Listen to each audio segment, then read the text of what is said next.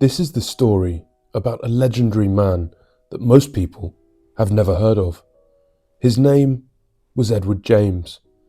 Salvador Dali described him as an immensely rich English poet. His feeling for Surrealism and his early support for its struggling artists resulted in the largest collection of Surrealist art in the world.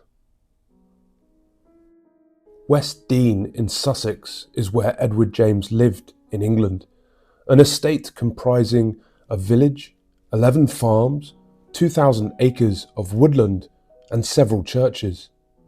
For those who lived there, he was an enigma shrouded in outrageous myth and rumour.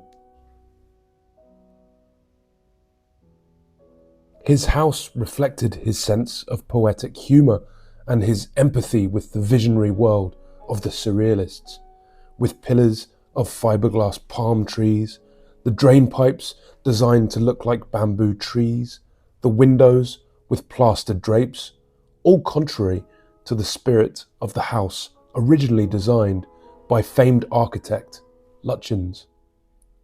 The bathroom is made of alabaster, and behind the translucent walls were inserted 2 nightlights, a blue moon and a red sun. The motif on the stair carpet was inspired by the wet footprints of a long dead Irish wolfhound. The sofas were upholstered to simulate Mae West's lips and were based on an image of Salvador Dali's. He valued the company of artists like Magritte as much as their work. This picture that was painted while Magritte stayed in Edward's London house is one of 3 portraits of Edward James by the artist.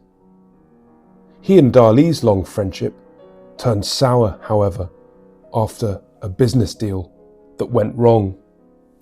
At the end of the 1930s, I had a contract with Salvador Dali to buy everything he painted for 1 year.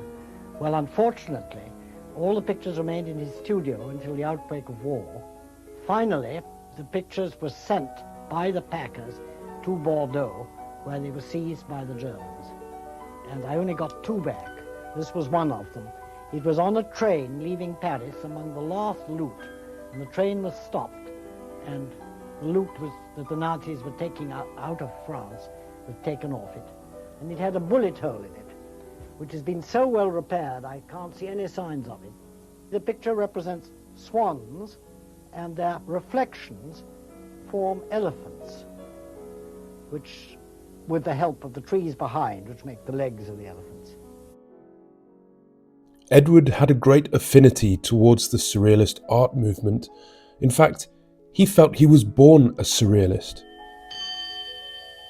If I'm a Surrealist, it's not because I got linked with the movement, it's because I was born one. A great number of people are Surrealists without ever having heard of the movement.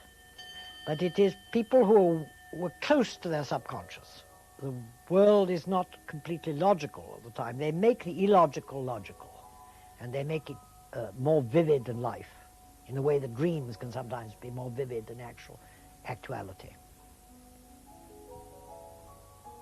When I was a child, I used to have the most extraordinary Surrealist fantasies.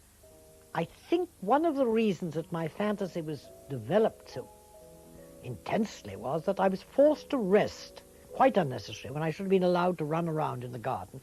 I was made to sleep in my perambulate, and I couldn't sleep. Also, I wasn't allowed up in the morning. I remember in Scotland on a wonderful fine day in August, and the sun pouring through the blinds at 7. I wanted to get out of my little bed, which I was hemmed in by big brass rails, and run out into the garden and down to the beach, but I wasn't allowed to until Nanny woke up, which wasn't until 8:30.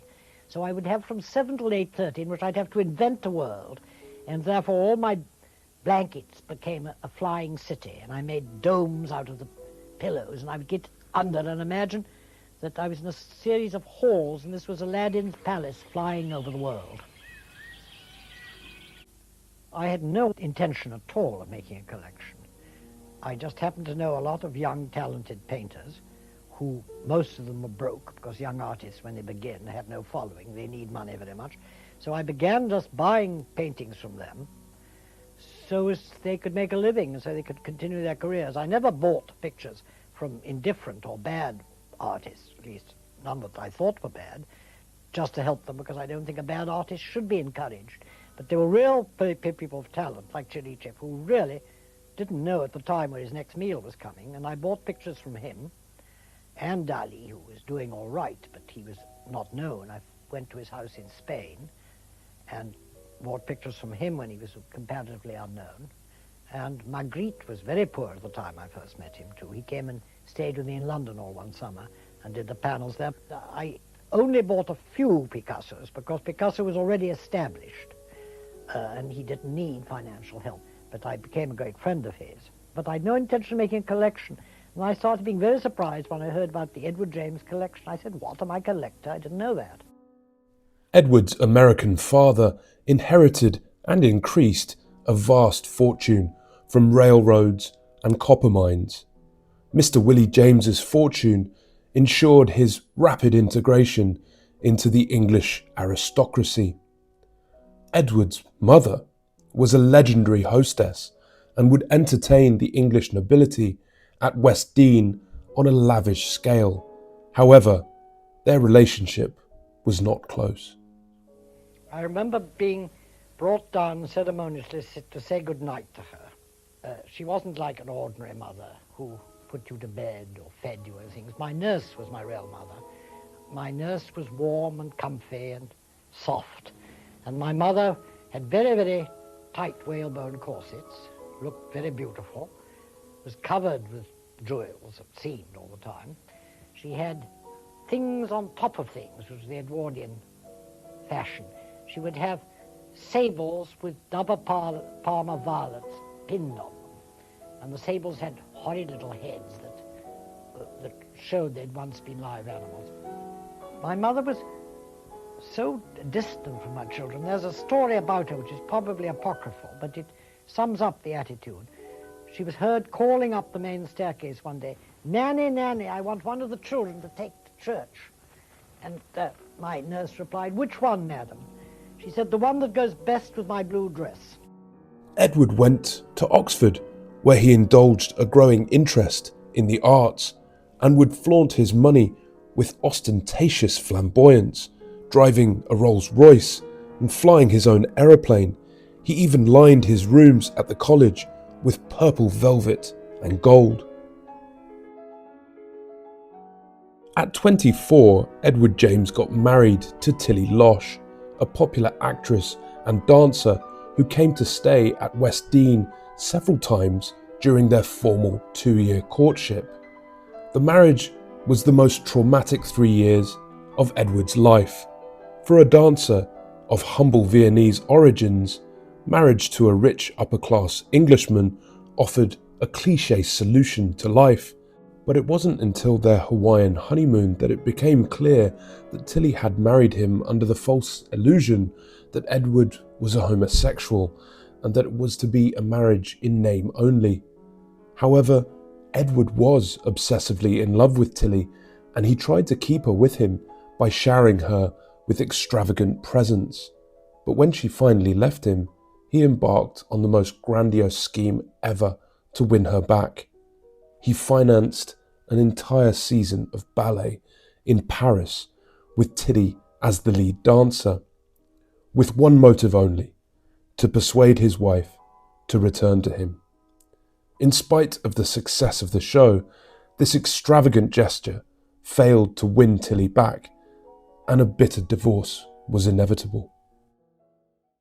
In 1938, feeling betrayed and lied to by his friends and family after a devastating divorce, he cut himself off from English life and the many painters and writers that he had collected and entertained at West Dean House. He went into what would become a 30-year exile in search of his Shangri-La, to live in Mexico, adopting an entire Mexican family and becoming the largest employer of local labour in the area that he lived in the Sierra Gorda Mountains, to build his paradise in the jungle of Las Bosas.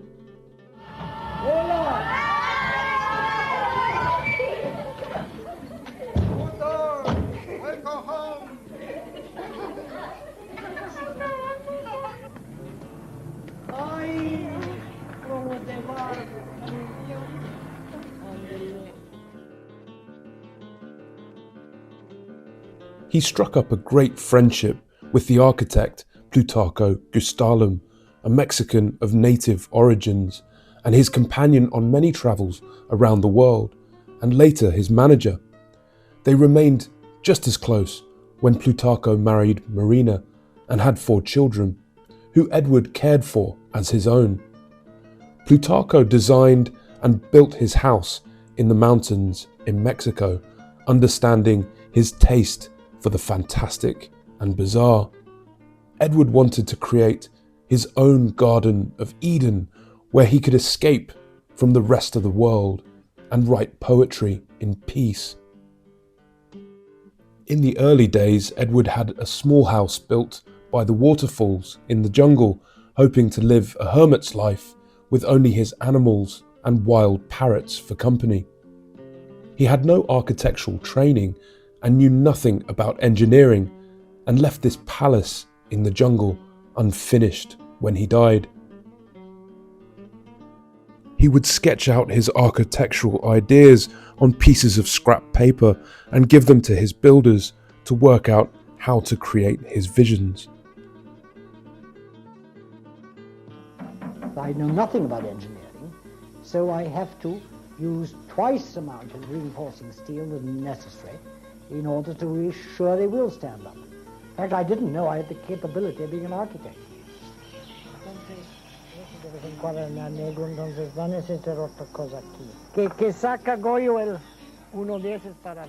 I do rather clumsy sketches. I used to do rather more careful sketches.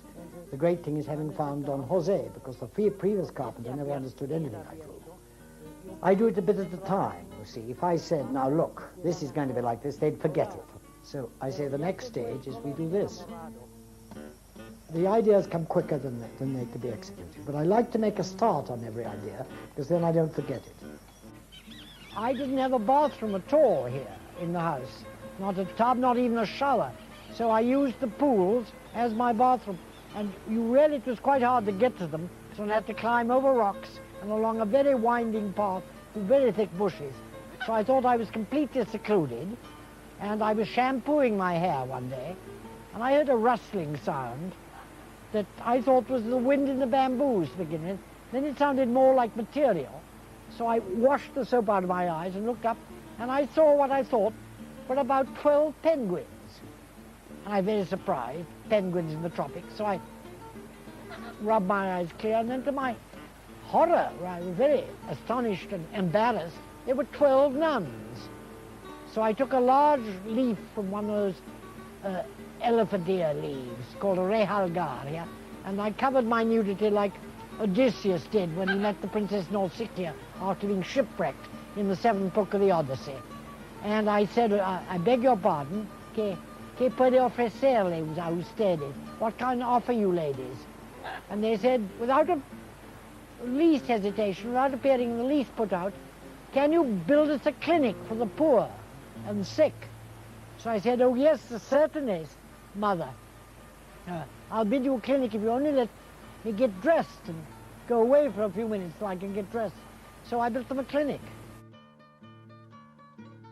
He went about creating a garden that includes more than 80 acres of natural waterfalls and pools interlaced with towering surrealist sculptures in concrete. Massive sculptures up to 4 stories tall that punctuate the site. The many trails throughout the garden site are composed of steps, ramps, bridges, and narrow winding walkways that traverse the valley walls. Construction of Las Bosas cost more than $15 million in today's economy. And to pay for it, James sold his collection of surrealist art at auction. The building occurred only after the first 20 years here. The first 20 years I was solely interested in horticulture. And then suddenly, in '62, there was a snowfall. Nobody had seen snow before, they didn't know what it was. So when I got back from New York a month later, they said, oh, Don Eduardo, for 3 days, white ashes fell and burned everything.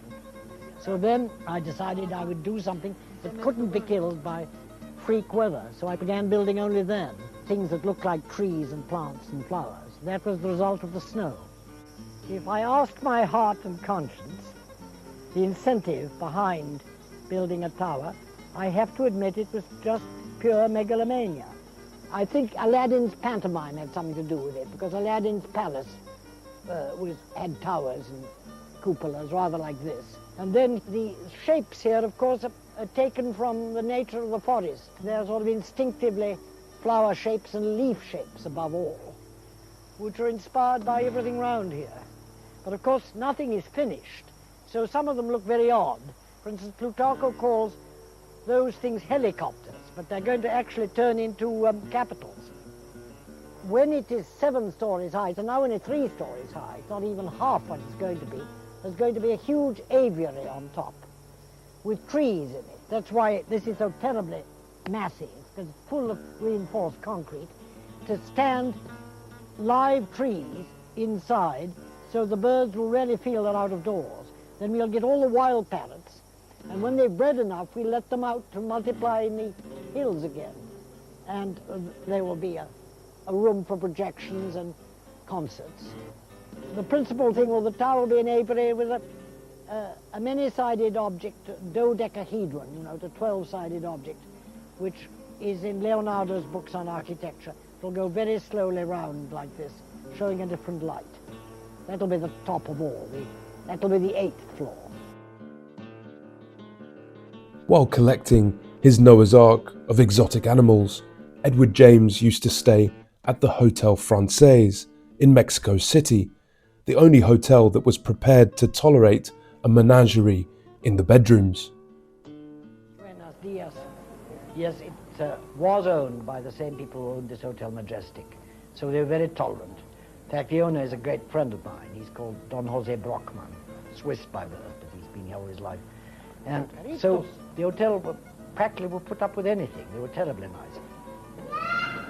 Sí. ¿Verdad?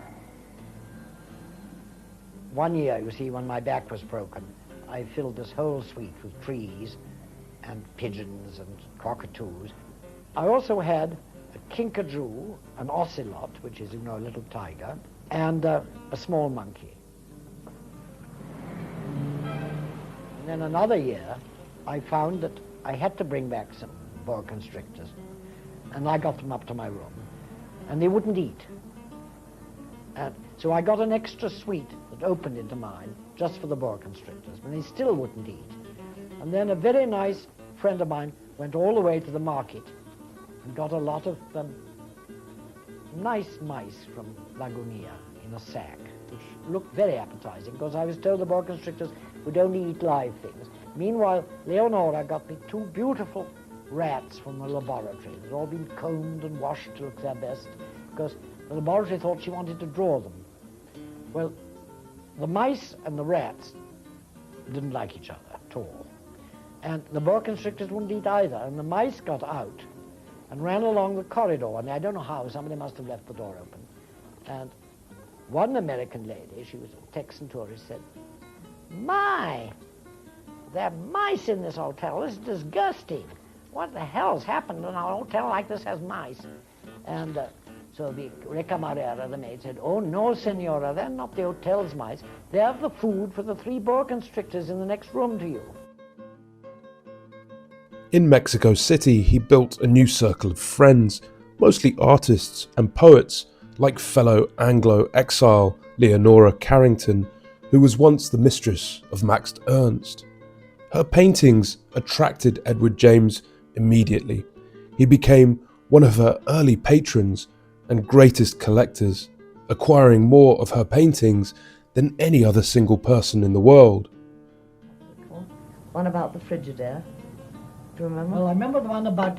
When baby's cries were hard to bear, they popped him in the Frigidaire. Yeah, that was... My wife said, "George, I'm so unhappy. Our darling is now completely fappy." This picture by Leonora Carrington has never been exhibited, which I think it deserves to be, because it's one of her most imaginative. It's called Traveling Incognito, and the woman who is traveling incognito, as you see, has 5 eyes. There's a cat here who has only 1 eye, and the parrot is traveling in a fishbowl that has a pedestal with claws all around it. Then there's a normal cat there, and a very strange parasol. And then the shape of the woman herself must be very extraordinary to necessitate such an odd drapery. The drapery of the lady inspired me to make a frame for it that was like an old-fashioned ball dress of black velvet. Then, in 1964, he gave away the rest of his art collection, along with West Dean House and all of its contents, and created West Dean College, which is a training school for the preservation of ancient crafts. But what would less wealth and privilege have made of Edward James? I think I would have made a very good gardener if I'd had to earn a living, and I certainly would have been stuck with my nose to writing. And what is this? I dissipated everything.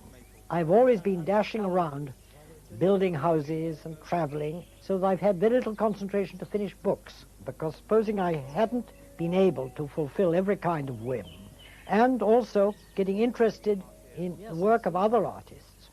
And you're going to be able to continue the Laburnum Arch, and also having a lot of girlfriends who are actresses. I seem to have been stage struck.